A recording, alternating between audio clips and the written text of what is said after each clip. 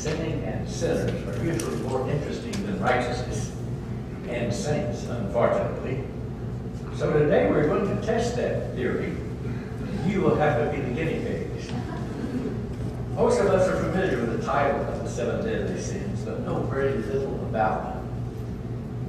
We have trouble naming 3 of them, even though they've been around for 15 centuries and often been a subject in literature, art, and theater, but never enough to make them that familiar. What are they? Where did they come from? If you are wondering or trying to recall the particular cardinal virtues in order to contrast them, there were 4 of these virtues from the Greeks back before the Common Era: prudence, fortitude, temperance, and justice. Prudence, fortitude, temperance, and justice. The other 3 came from Christianity: faith, hope, and charity. The 7 deadly sins were determined by Saint Gregory the Great late in the 6th century. They are pride, greed, lust, envy, gluttony, anger, and sloth. When you contrast them with the 7 cardinal virtues, you see no symmetry or logical oppositeness of one to the other. But when combined, they were supposed to cover the whole range of human conduct. One of the first reactions upon discovering the 7 deadly sins is astonishment.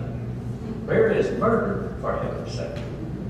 Where is bigotry, hate, lying, and in many countries, the most popular, robbing from the poor to give to the rich?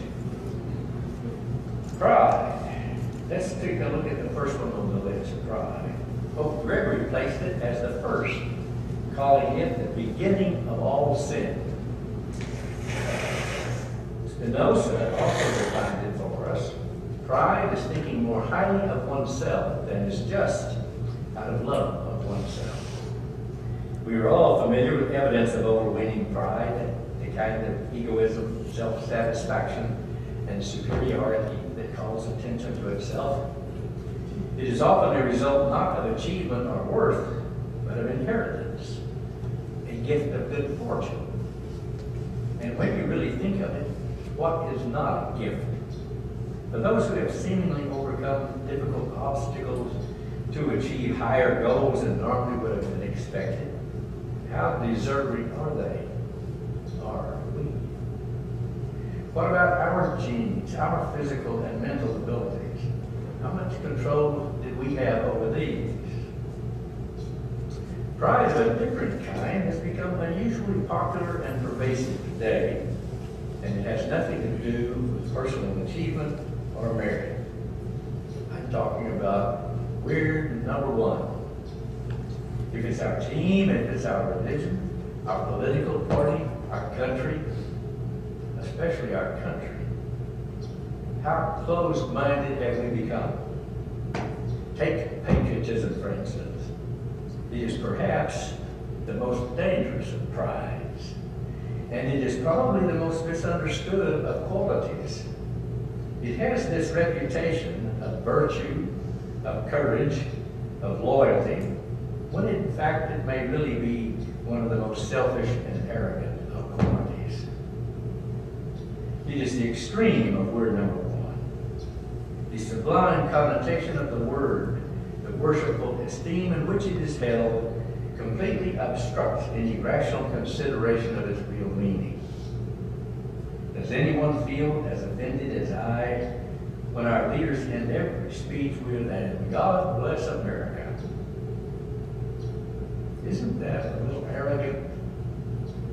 And I'm sure this excessive pride is not unique to this country. George Bernard Shaw must have agreed when he wrote, "You will never have a quiet world until you knock the patriotism out of the human race." Lust is one of the more interesting of the 7 deadly sins. It is defined by Webster as pleasure, personal inclination, intense or unbridled sexual desire, lasciviousness, and eagerness. Looking it up through the concordance of the Bible, which is, of course, the subject is the source of our subject, you will find references in both the Old and the New Testament. Sexual lust has acquired a despicable reputation, principally through the writings of Paul in the New Testament, and later from St. Augustine, and even after that from fear-mongering preachers ever since. These two men went so far as to call even monogamous sex between husband and wife an abomination, an act only to be permitted if complete abstention were impossible.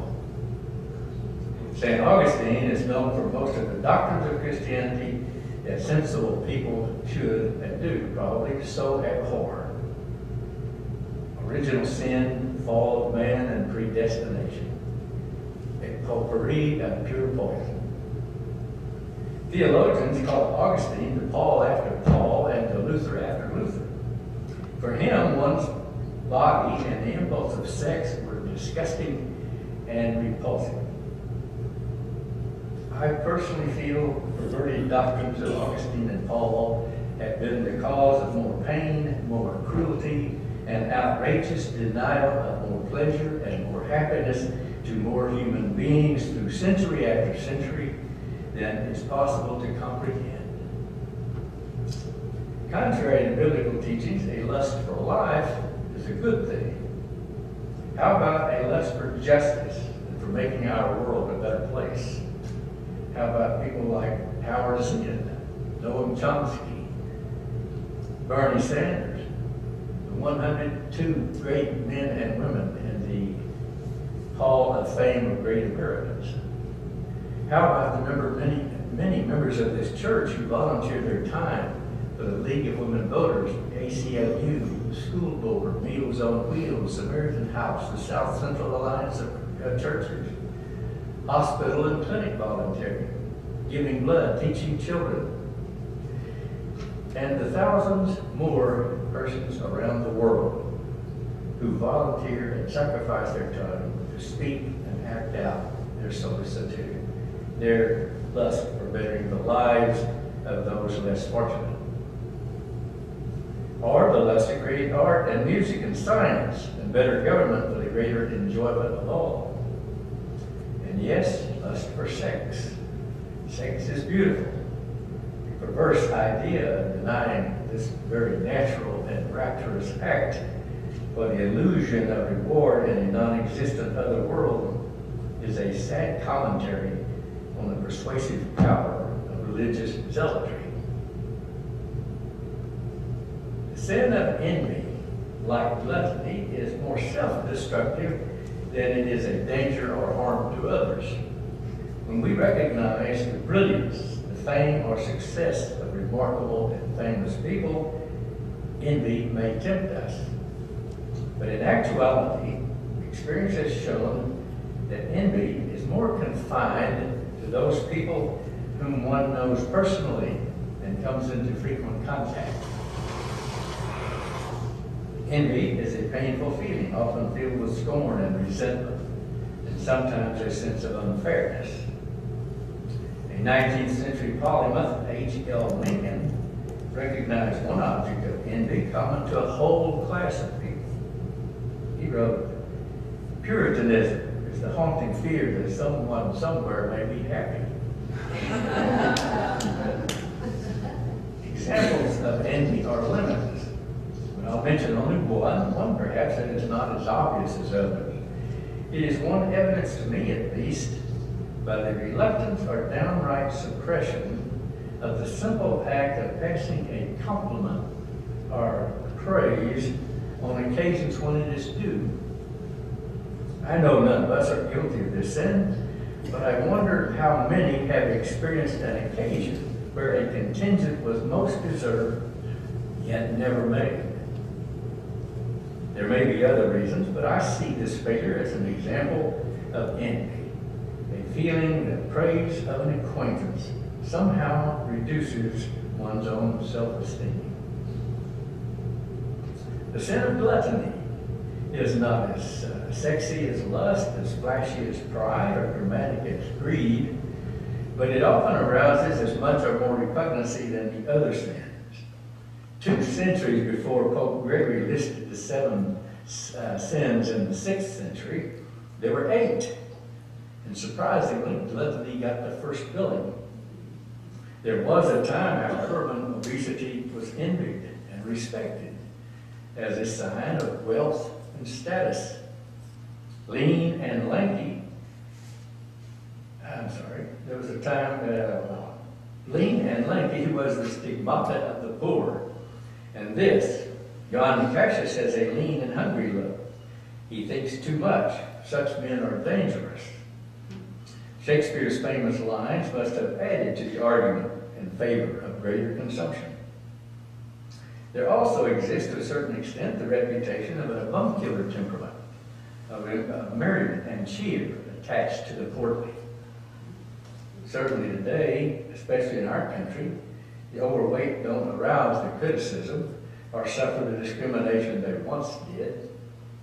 Their sin now is less the province of the church than a secular matter of proper concern for one's health. Drunkenness is considered a part of gluttony and is certainly as detrimental. It's interesting that drinking itself is not condemned as a Christian sin except by more evangelical denominations. It's an old saw that Jews don't recognize Jesus, Protestants don't recognize the Pope, and Baptists don't recognize each other in liquor stores.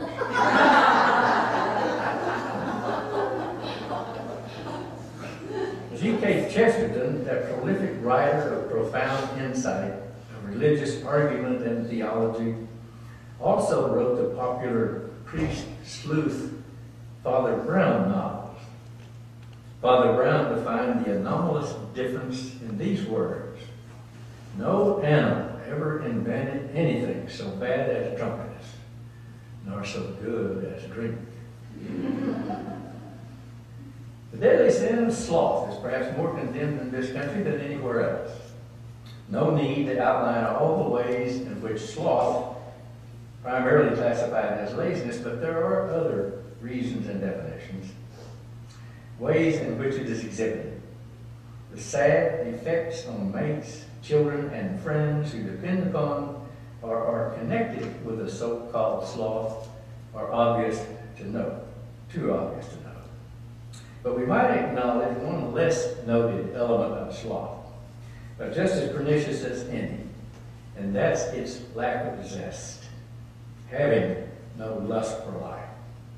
There is no doubt that the more things a person has interest in and actively pursues that interest, the more opportunities for happiness he has, and the less he is at the mercy of boredom. Since if he loses one thing, he can fall back on another. The sloth spends excessive time in leisure. Leisure is a wonderful thing if used wisely, but sloth demeans that pleasure. But now let's look at the extreme, the opposite extreme of sloth. In this country, there is an abundance of that quality. Americans work harder and longer hours than the citizens of all other industrialized nations. The average American works 49.5 weeks per year.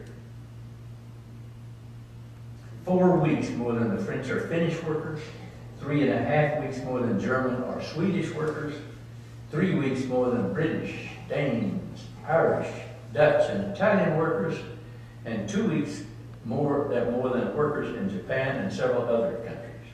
We are the only industrialized country that does not have guaranteed vacation days by law. Anger is another of the 7 deadly sins that is really only a sin in excess.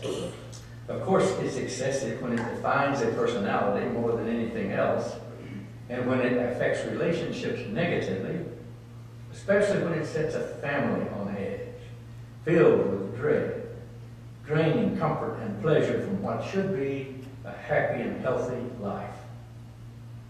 People who suffer from excessive anger are not likely to be unaware of it. Family and friends will erase any doubts they might have. The remedy often lies not in recognition, but in discovering the cause of the problem, which is often, I think, not consciously known. I won't go into all the possible causes, but we'll consider for a moment one of them.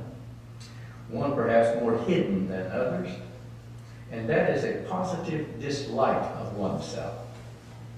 One of the greatest essayists who ever wrote a syndicated newspaper column, Sidney Harris, wrote, "It is impossible to have a good opinion of oneself and a low opinion of others. The downgrader is projecting his or her own self-contempt." To be sure, anger is not always a fault either. I don't remember who said it, but there is great truth in this quotation.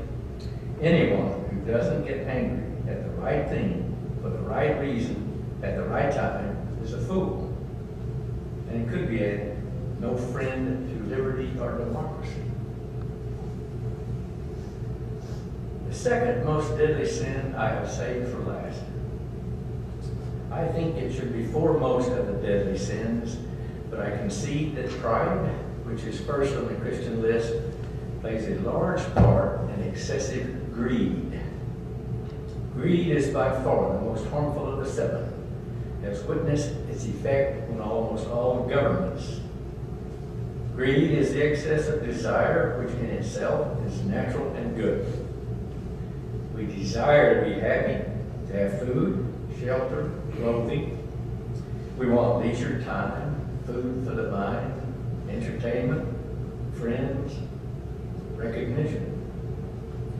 But when the gratification of desire causes pain, harm, or loss to others, it becomes greed. Greed is the father of the greatest evils of all. I suppose it begins in childhood, when some kids want and take more than their share of attention and toys. Along the way, it may lead to lying, cheating, stealing, and killing, and eventually to the killing of millions of human beings if one has the power. As greed progresses, it becomes smarter, more ambitious. No target is too large or impregnable.